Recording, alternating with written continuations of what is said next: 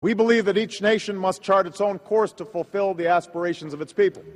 And America does not expect to agree with every party or person who expresses themselves politically. But we will always stand up for the universal rights that were embraced by this assembly. 1 year ago, I stood at this podium and I called for an independent Palestine. I believed then and I believe now that the Palestinian people deserve a state of their own. But what I also said is that a genuine peace can only be realized between the Israelis and the Palestinians themselves. 1 year later, despite extensive efforts by America and others, the parties have not bridged their differences. And I am convinced that there is no shortcut to the end of a conflict that has endured for decades. Peace is hard work. Peace will not come through statements and resolutions at the United Nations. If it were that easy, it would have been accomplished by now.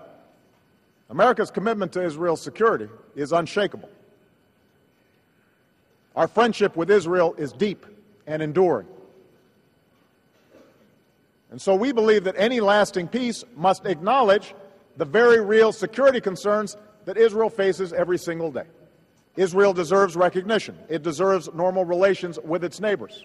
And friends of the Palestinians do them no favors by ignoring this truth, just as friends of Israel must recognize the need to pursue a two-state solution with a secure Israel next to an independent Palestine. The measure of our actions must always be whether they advance the right of Israeli and Palestinian children to live lives of peace and security and dignity and opportunity.